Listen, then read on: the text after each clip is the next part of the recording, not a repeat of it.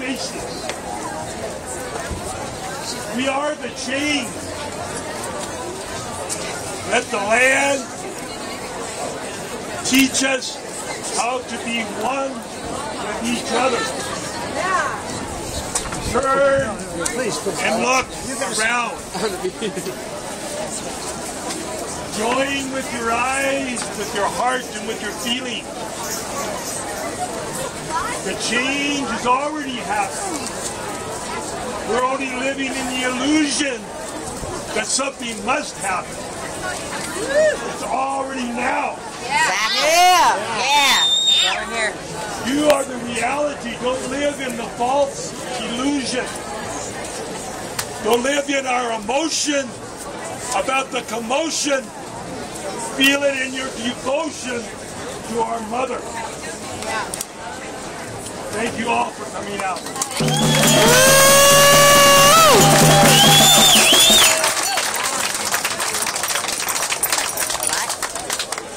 I wish there was more. Okay, there's so many more people. Next we have Kathy Holian. She's our county commissioner. She's going to talk a little bit about some legislation that they're currently trying to pass. I think at least it's going to be a resolution. So let's have Kathy talk to us. Good afternoon, everybody, and I'm just so thrilled to see all of you here. This is just really terrific. I'm very honored, too, to have been asked to speak at this particular rally. As I was thinking back over what I might say today, I thought about the history of the Pueblo people who have lived here and practiced agriculture for literally thousands of years in this area.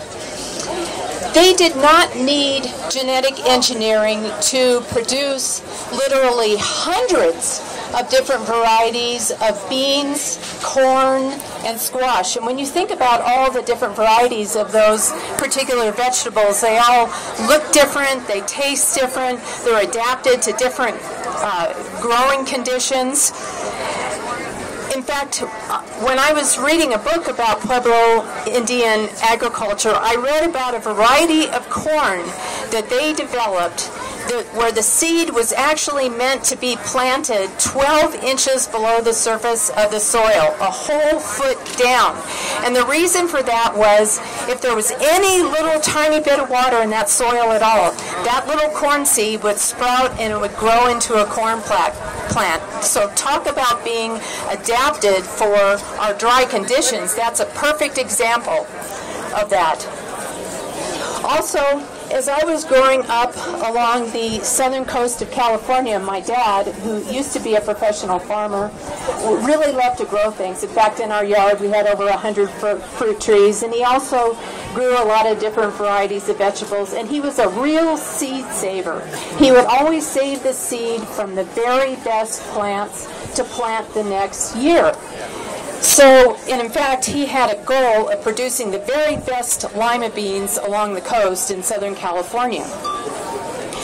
GE crops are definitely not developed for specific climates, to have more nutrients, or to taste better. It's easy enough to do that the old-fashioned way. We've been doing that for literally thousands of years. We know that the reasons for GE crops are because they want to sell expensive patented seed. They want to reduce the number of varieties of plants that we have, and they want to produce herbicide-resistant crops so they can sell more herbicides. It's really all a matter of money. It's not a matter of nutrition. Now, the other people who've spoken here today have talked in great detail and sometimes very poetically or musically about why growing GE crops is a bad idea. But it really boils down to it's not good for the economy, it's not good for our self-sufficiency, and it's not good for our health, particularly of our children and our grandchildren. We do not want genetically engineered crops in Santa Fe County.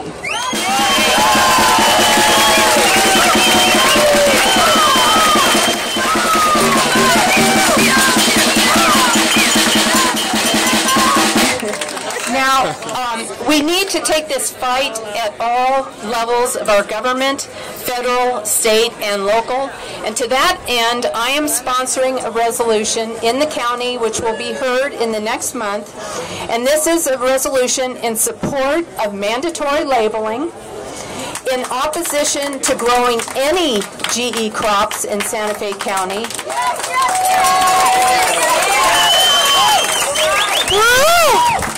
And finally, to remove the Protect Monsanto Amendment from the Farm Bill.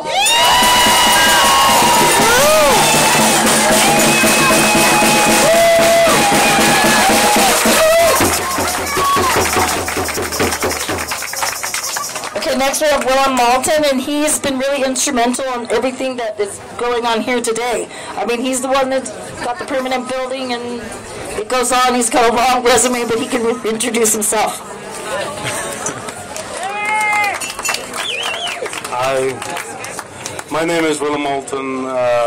Most recently, I'm for the last 25 years, I'm the Cloud Cliff bakery man. But I've also been really active in terms of Monsanto.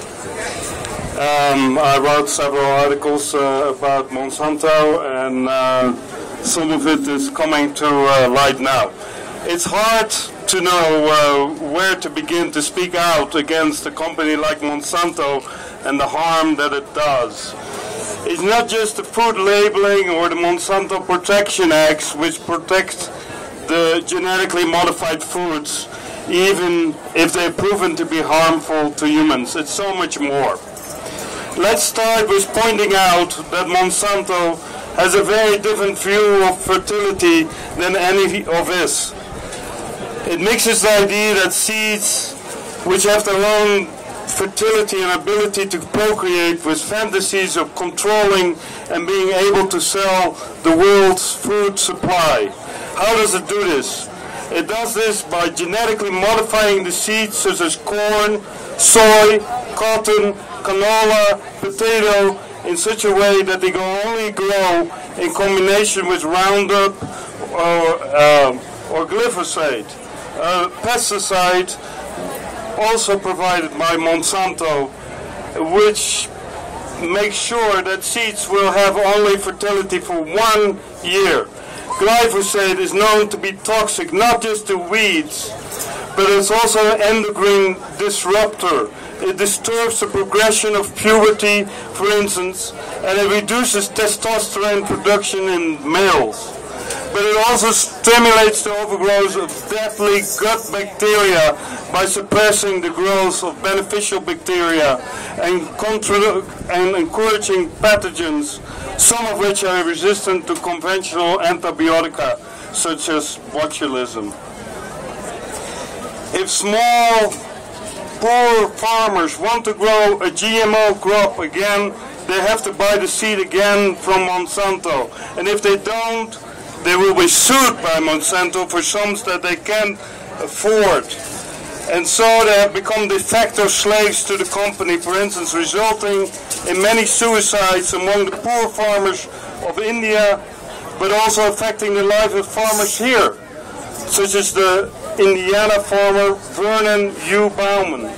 Vernon U. Bauman had been ordered by a lower court to pay more than $84,000 after planting a mix of seeds he brought from a grain elevator. Some of the plants contain Monsanto's herbicide resisting genetic trait, known as Roundup Ready, which is found in roughly 90% of U.S. soybeans. Monsanto accused Bauman of using their technology without paying for it, and the Supreme Court agreed, finding farmers must pay Monsanto every time they plant its seeds. Or let's look at the Canadian farmer Percy Smyser, a Right Livelihood Prize winner in Germany in 2010, who noticed several years in a row that his carefully bred canola plants were contaminated with Roundup Ready Monsanto GM canola seeds. contamination and destruction of his own breed was irrevocable, damaging to Percy Smyser. But on top of that, Monsanto turned him, the victim, into a culprit by suing him for the use of their patented seeds. In the larger picture, these are only very few of the many detrimental, monopolizing inventions that Monsanto has made: GM, Roundup, or glyphosate.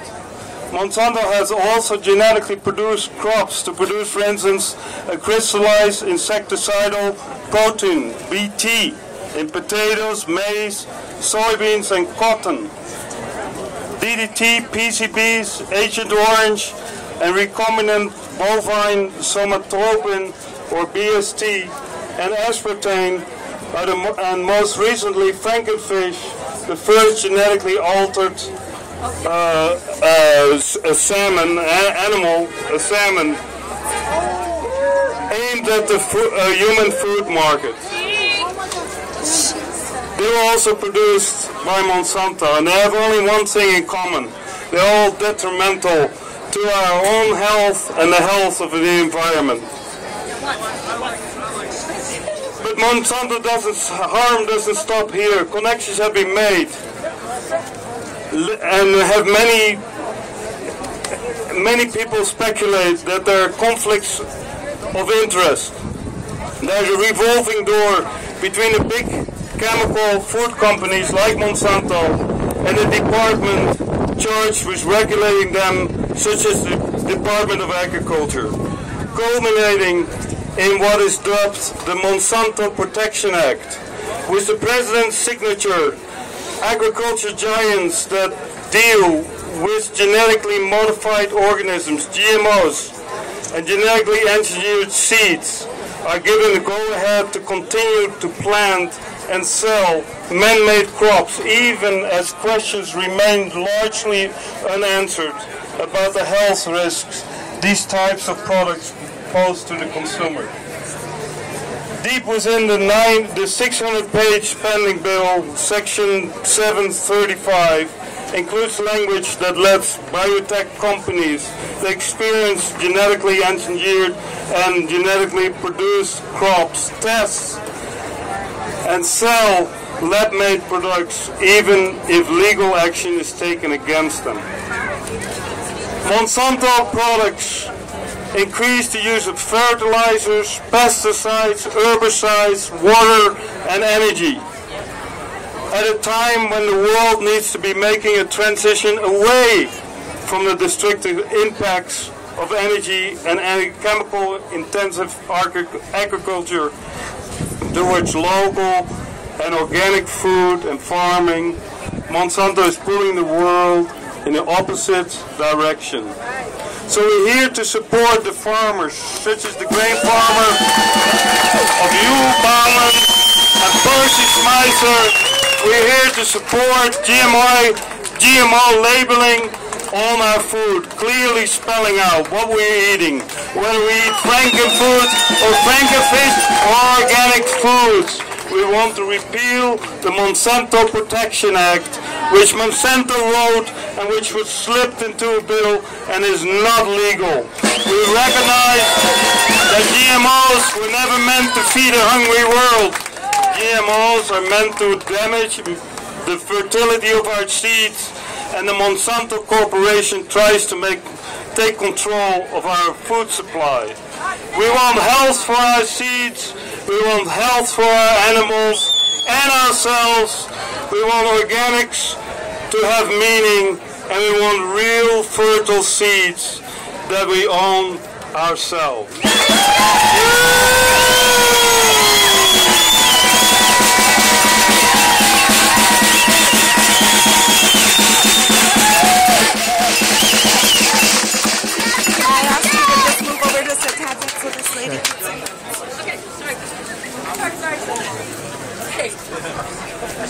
Next we have Pokey Piotin from Gaia Gardens. He's another farmer here at the Santa Fe Farmers Market.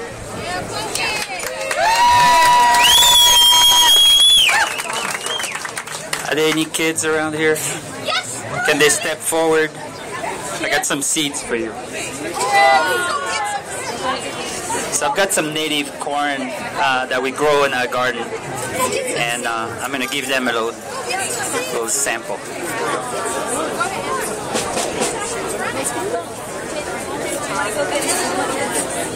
So you want some seeds? Seeds. Yes. Good time now to plant. Good time to plant corn now. The soil is warm. Any other kids? I got two more. Okay.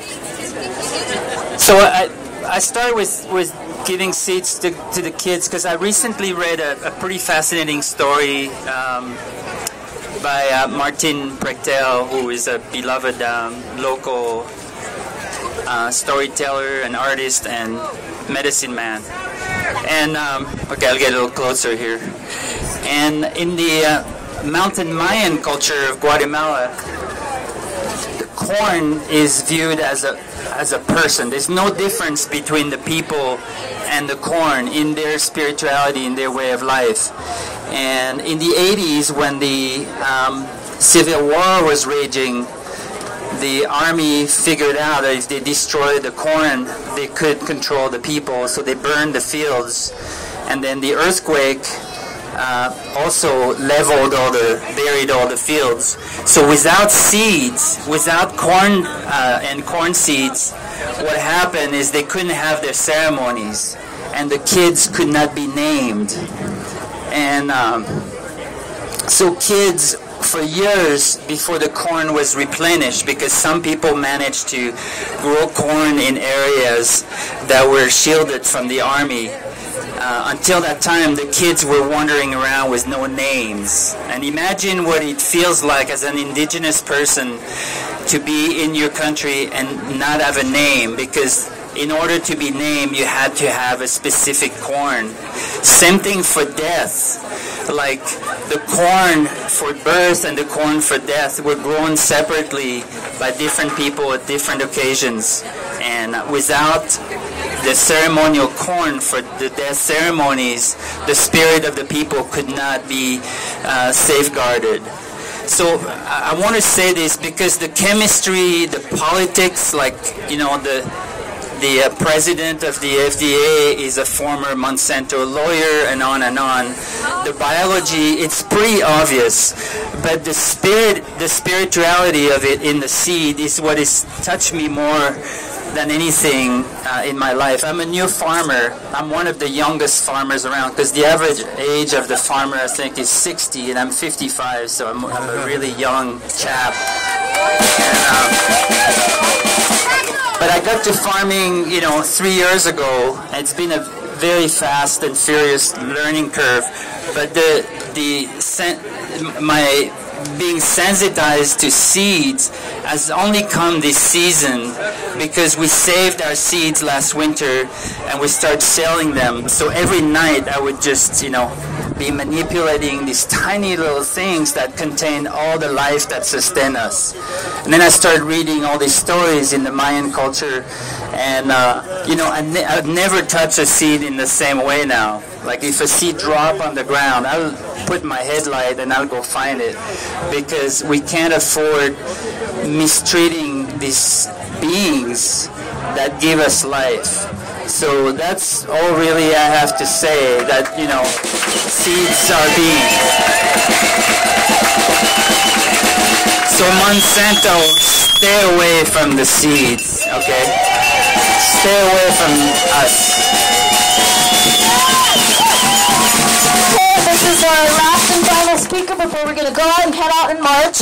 And this is Dr. Jim McClure. He's going to talk a little bit about the medical aspects of GMOs.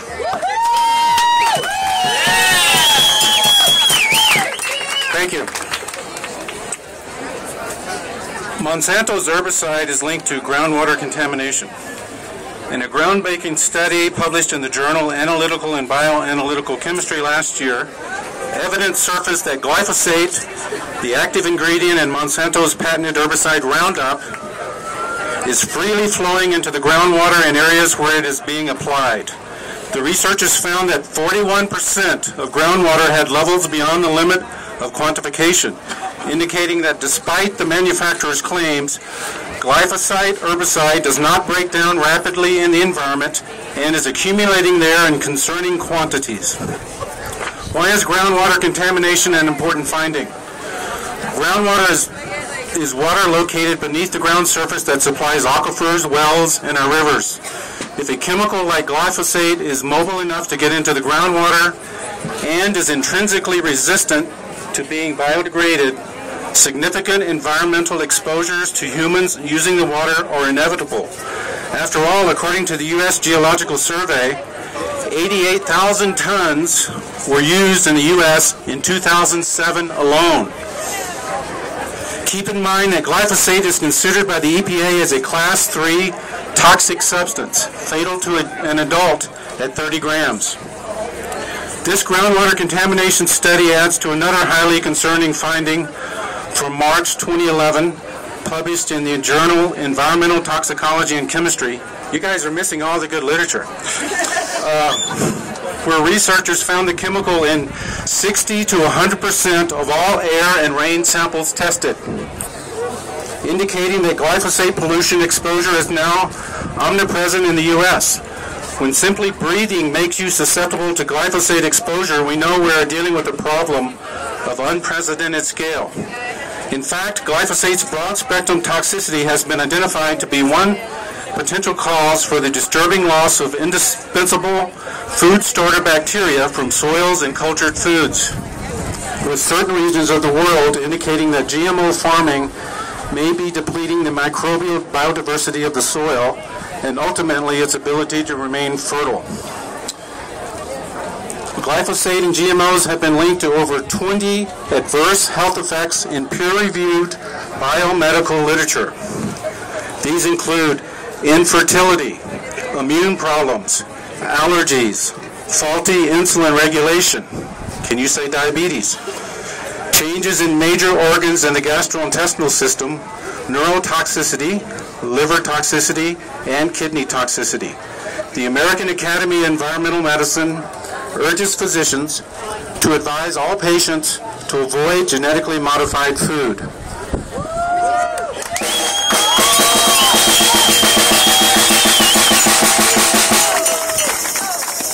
As a physician, I recommend that you avoid GMO food like the 21st century plague that it is.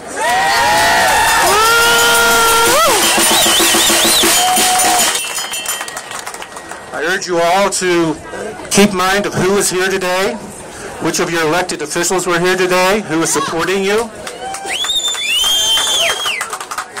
And I declare Santa Fe City and County should be a GMO-free zone.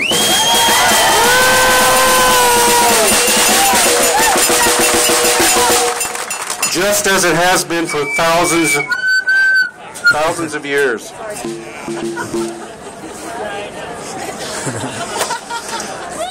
Help us remake it and keep it GMO-free. Help us get this toxic corporate trespass out of our county, out of our city, out of our children, out of our animals, out of our water, out of our skies, and out of our lives.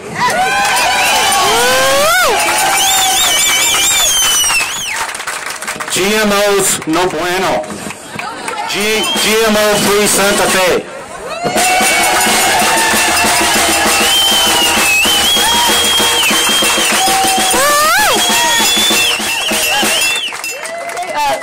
Who's going to lead this march? Because I can't. I got to pack up stuff. All right, who's going to lead it? Who? Okay, Maria, you lead this march. Okay, here you go. All right. I think what the best route would be to go straight out here to Guadalupe, take a right, cross the street, then go left up Paseo de Peralta, and then walk up to the Capitol. Okay? Okay, because I got stuff to do.